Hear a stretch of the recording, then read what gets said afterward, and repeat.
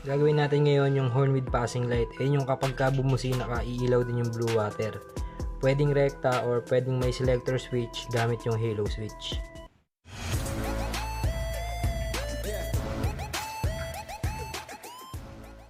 Yo, what's up Kalikoteros? Welcome sa Kenyo Rides at gagawin nga natin ngayon yung horn with passing. Ito yung diagram ng dual horn tsaka ng blue water. Ganito yung ginagawa natin kapag nagkabit tayo ng ganito. So huwag nyo naintindihin to kasi wala naman na tayong gagalawin dyan. Magdadagdag lang tayo ng wire or ng halo switch. Dito sa gagawin natin tol, magbibigay ako ng ilang senaryo. Hindi ko lang alam kung ilan, pero bahala na. Unang senaryo tol, katulad nito. Pareho yung trigger ng busina tsaka ng blue water. Ito yon. Pareho silang negative trigger kasi yung switches nila galing sa ground or sa negative. Yan, galing sila dito. Ang sinasabing trigger mga tol, yung mga switches. Parang sa barel, no? Ang tinatawag na trigger doon yung gatilyo. Kapag kinalabit mo yung gatilyo, puputok yung barel. Parang ganun din to tol. Pag pinindot mo yung horn switch, tutunog yung busina. Pag pinindot mo yung switch ng blue water, iilaw yung blue water. So parang ganun lang siya. Ayun yung tinatawag na trigger. Ngayon, kapag itong trigger nilipat mo sa positive, ang tawag na doon, positive trigger. So malinaw na tayo sa trigger tol. Kaya ang first option natin ay kung pareho yung trigger ng busina at saka ng blue water natin. Ganito yung gagawin tol. Napakadali lang nito tol. Katulad dito, pareho silang negative trigger. Tapos yung trigger nila parehong nasa 85. Ang gagawin lang natin, dun sa pin 85, maglalagay tayo ng wire.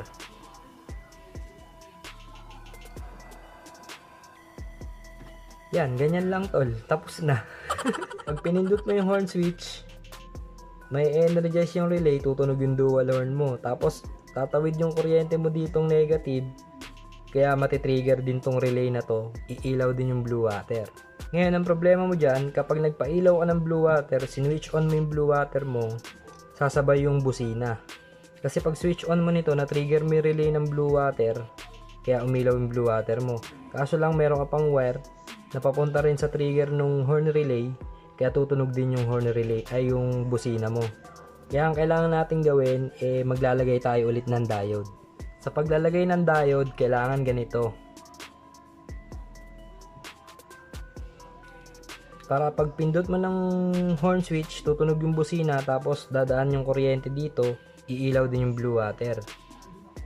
Pero kapag nag-switch ka ng blue water, pinailaw mo yung blue water lang iilaw, hindi sasabay yung busina.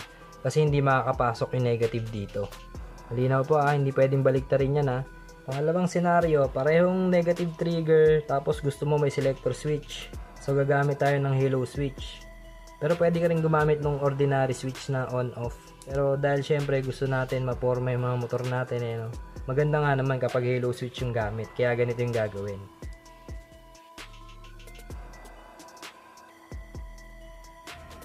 Ito yung common, ito yung normally close, ito yung normally open. Ang gagawin natin, yung nasa pin 85, tanggalin muna natin. Magkakabit tayo ng wire mula sa pin 85 papunta sa common ng halo switch.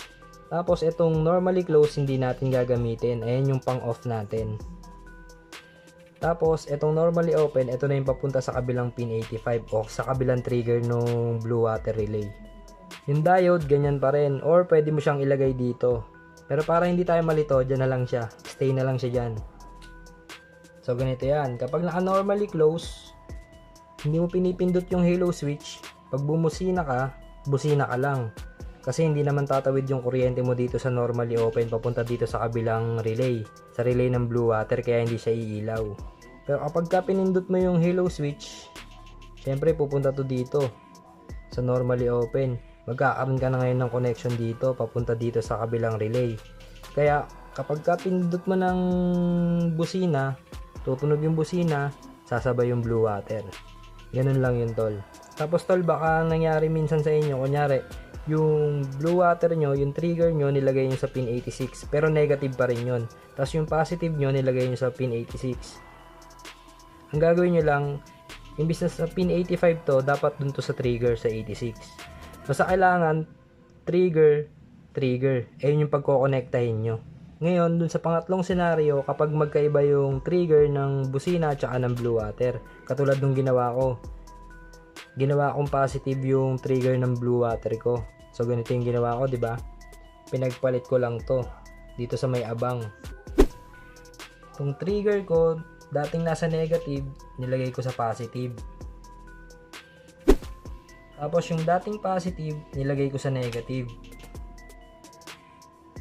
Dito yun sa spare accessory line na ginawa ko sa abang. Nakita nyo naman kung gaano kasimple yung trabaho kapag meron ka nito. Kaya gusto ko talaga tol, kung gagawa kayo ng mga electrical project sa motor nyo, maglagay kayo ng abang, yung spare accessory line. Ayun yung una kong episode. Check nyo na lang kung gusto nyo tol, para hindi na kayo nagbabalat-balat ng wire tsaka nagtatap kung saan-saan. Pag kailangan nyo ng accessory line, dun lang kayo magtatap. Balik tayo sa pangatlong senaryo. Ito na yung magkaiba yung trigger ng busina tsaka ng blue water. Kasi nga, yung trigger ng blue water ko, kung susundan nyo tong diagram, nandun na siya sa positive, papunta ng accessory line. Kaya positive na to, ito negative. Gagawin mo kapag gaganyan tol, dahil positive trigger na yung blue water, hindi na tayo pwede kumuha dito. Kasi negative to, yan. Tapos dadali mo sa positive, short circuit. Kailangan kukuha ka ng positive dito.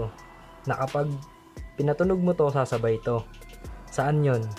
Syempre dito sa pin 87. Dito tayo ngayon sa pin 87, dudugtong. Papunta sa trigger ng blue water. Pero dapat meron pa ring diode. Yung diode, babaliktad na ngayon yung paglagay mo. Yung positive mo nandito na.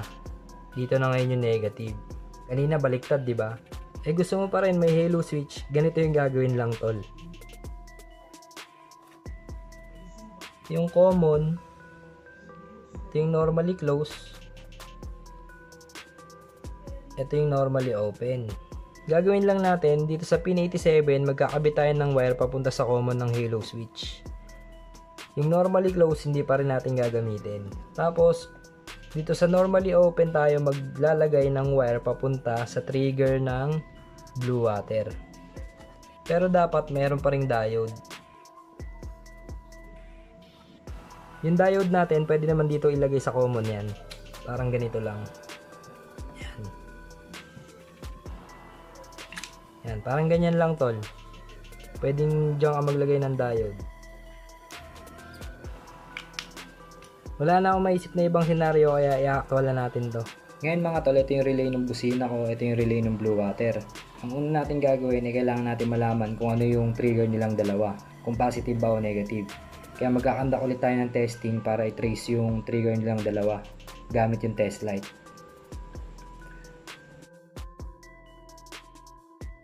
Dito sa relay ng blue water, tatanggalin ko to kasi nakasakit siya. Itong relay ng busina ko wala siyang socket, kaya ito lang hinugot ko, yung nasa pin 85 tsaka pin 86. Tanggalin ko rin muna tong wire nung para sa passing light. Nakakonect sa passing switch. Delikado. Kasi pag iiba-ibahin ko yung connection nila kaya tatanggalin ko muna to. Ito yung test light. Itong alligator clip, kakabit ko lang sa ground muna. Tapos i-on ko yung ignition switch. Dito mga tol, gagawin ko yung best ko para ipaliwanag sa inyo kung paano mag-trace ng trigger. Kaya una, yung kabilang dulo ng test light, nakakabit sa ground. Tapos ito yung pantutusok natin. Naka-on na rin yung ignition switch. Ngayon, tutusok ako sa isa dito.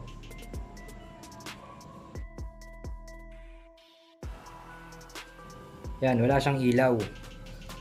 Tapos kahit pindutin ko tong horn switch, wala pa rin siyang ilaw. Lipat tayo dito sa kabila. Tusok ka dito sa kabila, umilaw naman siya. Kahit hindi mo pinipindot tong horn switch. Yan, nakailaw na siya. So, ibig sabihin, hindi ito yung trigger. Kasi kahit hindi ko pa pinipindot yung horn switch, nakailaw na kagad siya. At saka ito positive. Paano ko malalaman? Kasi yung kabilang dulo ko, nasa negative. Kaya pag tumusok to sa positive, iilaw to. Yan. Kaya sigurado ito positive na to. Tsaka hindi siya yung trigger. Doon pa lang alam na natin na ito na yung trigger. Kaya ang gagawin naman natin ngayon ay ililipat to sa positive. Pwedeng sa positive terminal ng battery or kahit saang positive dito. Kaya dito kukuha sa pin 30 nung relay. Kasi galing yan sa positive terminal ng battery. So ngayon tutusok tayo dito ulit sa isa sa mga to. Unahin na natin to. Walang ilaw. Pag pinindot ko yung horn switch, yan, umiilaw siya. So, ibig sabihin, ito yung trigger. Malalaman mong ito yung trigger kasi nga, pag sundot mo ng test light, iilaw lang siya kapag pinipindot mo yung busina o yung switch ng busina. Ayan. So, itong kabila, wala tong ilaw. Kasi nga, ito yung positive eh. Tapos, nasa positive din yung kabilang dulo ng test light, kaya hindi ito iilaw. Kahit pindutin ko tong switch ng busina, walang mangyayari.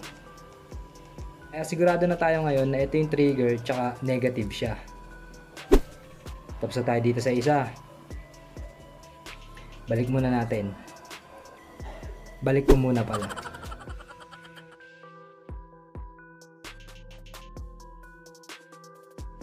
Lipat naman tayo dito sa kabilang relay. Dito sa relay ng blue water, ito nakasakit lang siya, hinugot ko lang. Ito yung pin 85, ito yung pin 86. Itong kabilang dulo nung test light, nandito pa rin sa pin 30 nung relay ng busina. Nasa positive pa rin yun. Tutusok tayo ngayon dito sa pin 85. Yan, wala siyang ilaw. Tapos, pipindot ako dito sa switch ng blue water kasi relay na to ng blue water. Wala pa rin ilaw kahit pindot-pindutin ko yung switch ng blue water. Ngayon, dito naman ako tutusok sa pin 86. Yan, pagtusok ko, wala pa akong ginagalaw, umilaw na kagad siya. Yan. Pag pinindot ko yung trigger ng blue water, wala nangyayari. So, ibig sabihin, hindi ito yung trigger, yung nasa 86. Ang trigger niya, itong 85. Para makasiguro ka naman, ilipat mo ulit to sa ground. Tapos, balik mo sa pin 85. Pag pindot mo nitong switch ng blue water, dapat umilaw na yan. Yan. So, meaning, ang trigger nito nasa pin 85 tapos positive. Dito sa pin 86, hindi to iilaw kahit pindot-pindutin natin to. Yan. Kasi parehong negative eh. Alam naman natin na ito negative tapos negative din to nasa pin 86. Ngayon tol, marunong na tayo mag-test ng trigger. Kaya ang gagawin na natin yung first scenario. Yung negative yung trigger ng busina, negative din yung trigger ng blue water. Huwag nyo intindihin yung ginawa ko kanina, pinagpalit ko na to, ginawa ko ng negative yung trigger nito. Kasi gagawin na nga natin yung first scenario, paulit-ulit na naman ako. No? Negative yung trigger ng busina, negative yung trigger ng blue water. Gagawin natin tol ganito, kukuha ka ng dalawang wire tapos sa pagitan nila maglalagay ka ng diode. Itong diode, meron siyang silver na guhit dito. Itong may silver na guhit dito, itong cathode, ito dapat yung papunta sa trigger ng busina. Ito namang walang silver, yung purong black lang, o yung anode side, ito naman dapat yung papunta sa trigger ng blue water. Gets po? Ito yung trigger ng busina, nasa pin 85. Hugutin ko lang to, tapos ito nga, yung side na merong silver, ito yung ikakabit natin dito.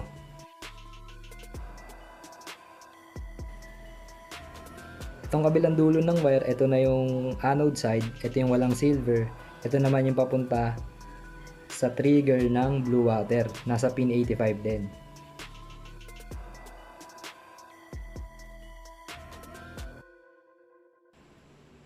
Tapos babalik ko lang siya dito. Ngayon kapag in-on ko yung ignition switch, tapos pinindot ko yung switch ng busina, tutunog yung busina, sasabay yung blue water. Ito makikita nyo, ikindat naman yan dito eh. Yun, ganun. Tapos pag pinailaw ko tong blue water, hindi nasasabay yung busina kasi nga meron tayong diode. Pero kung wala kang diode, sasabay yung busina niyan. Yan. Kaya importante yung diode dito. Hindi ko napapakita sa inyo pag walang diode. Alam niyo naman na yung mangyayari kapag walang diode eh. Tapos sunod, pareho nga silang negative trigger kaso yung isa nasa pin 85, yung isa nasa pin 86. Ang gagawin mo tol, ganun pa rin. Kasi pareho lang din naman silang negative eh. Kung matatandaan nyo tol, pwedeng interchangeable yung pin 85 tsaka pin 86 ng relay, di ba? Kaya kahit saan dyan, pwedeng trigger. Kaya ganun, kunyari ito nasa pin 85, itong blue water, itong busina nasa pin 86 naman yung trigger niya, pero negative. Ang gagawin mo, ganun pa rin tol. Dito sa blue water, ilalagay mo pa rin sa pin 85. Kasi ayun pa rin naman yung trigger niya. Tapos itong relay ng busina, nasa pin 86 yung trigger niya. So dun mo rin to ilalagay. Sa pin 86. Basta ang dapat connection niya, trigger to trigger. Kapag pareho yung trigger niya. Kunyari, kapag parehong positive or kapag parehong negative. Trigger to trigger. Pag pareho namang positive yung trigger niya, kunyari, doon ka pa rin magkoconnect. Kunyari, yung positive niya nasa pin 85. Ito nasa pin 85 din. Babaliktarin mo lang yung kabit mo ng diode. Itong cathode side, itong may silver. Ito na ngayon yung papunta dito sa trigger ng blue water. Kasi itong purong black, itong cathode side, ito naman yung papunta sa trigger ng busina. So, binaliktad mo lang yung diode. Kasi positive na yung trigger, hindi na negative. So, ganun lang yung gagawin tol. Ulitin ko, kapag pareho yung trigger nila, ang gagawin mong connection is trigger to trigger. Basta parehong negative yan o parehong positive yan, ang gagawin mo lang trigger to trigger. Pinipredict ko lang dito yung mga posibleng tanong nyo kaya ginagawa ko to tol. Kunyari ang nangyari naman tol, negative trigger ka dito sa busina tapos positive trigger ka dito sa blue water. Magkaiba sila ng trigger, negative ka dito, positive ka dito. Ang gagawin mo naman tol, para mapasabay mo sa busina yung ilaw, dahil negative yung trigger nito tapos positive yung trigger nito, paulit-ulit na naman ako, hindi ka na pwede dito sa trigger ng busina. Kasi nga, negative to, i-connect mo sa positive, short circuit yun tol. Kaya kukuha ka ng positive dito. Yung positive na pag pinindot mo yung horn switch, tsaka lang magkakaroon ng supply na positive. Saan yun? Di syempre sa pin 87, di ba? Kasi from pin 30, pag pinindot mo yung horn switch, papalo yung switch sa loob nitong relay, pupunta dito sa pin 87. Kaya pwede ka kumuha doon kasi positive yun. Kaya ganun ulit. Yung anode side, yung purong itim, ayun yung kakabit mo sa pin 87.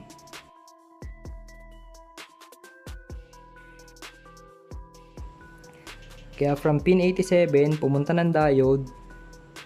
Itong may silver, papunta na ngayon to sa trigger ng blue water mo na positive.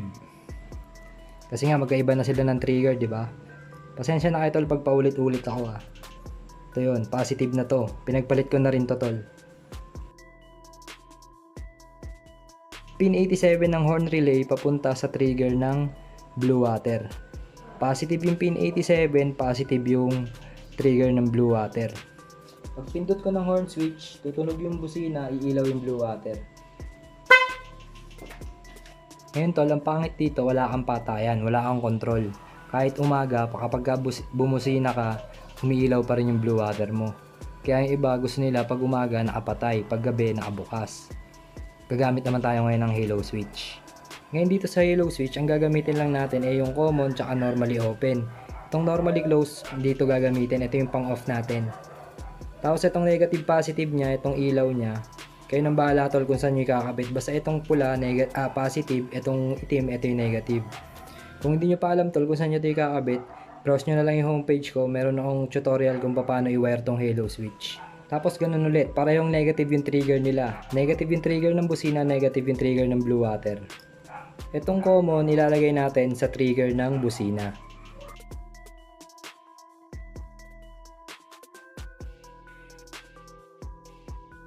Ito namang normally open, lalagyan natin ng diode. Yung posisyon ng diode naman, from halo switch, dapat doon nakatutok yung silver o yung cathode side. Yan. Papunta sa halo switch.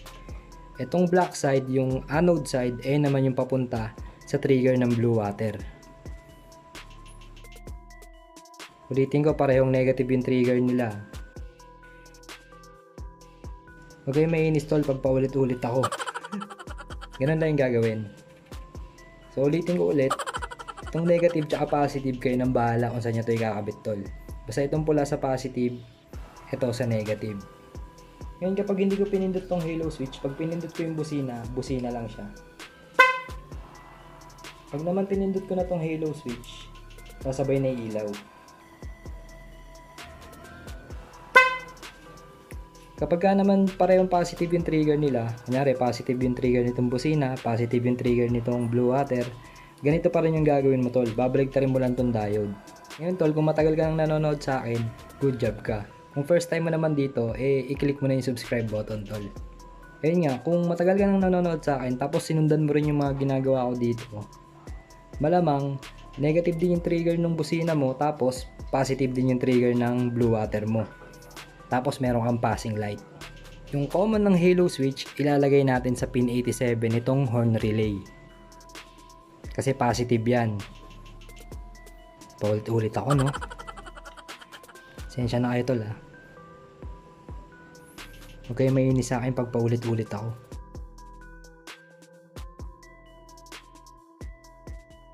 Tapos itong normally open naman, lalagyan mo ulit ng diode. Yung anode side na yung papunta dito sa halo switch, yung wala ng silver. Ito lang may silver, yung cathode side ay na yung papunta sa trigger ng blue water. Paulit-ulit na tol. Pero kailangan kasi para maintindihan ng mga baguhan tol.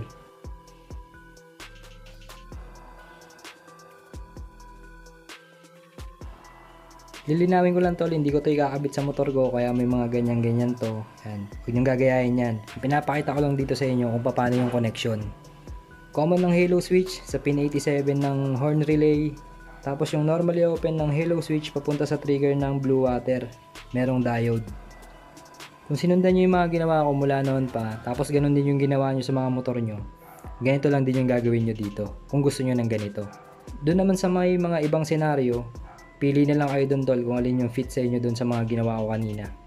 Yung halo switch hindi ko pinindot kaya kapag pinindot ko yung horn switch, ubusin na lang siya, hindi sasabay yung blue water. Kapag pinindot ko tong halo switch, sasabay na yung blue water sa busina.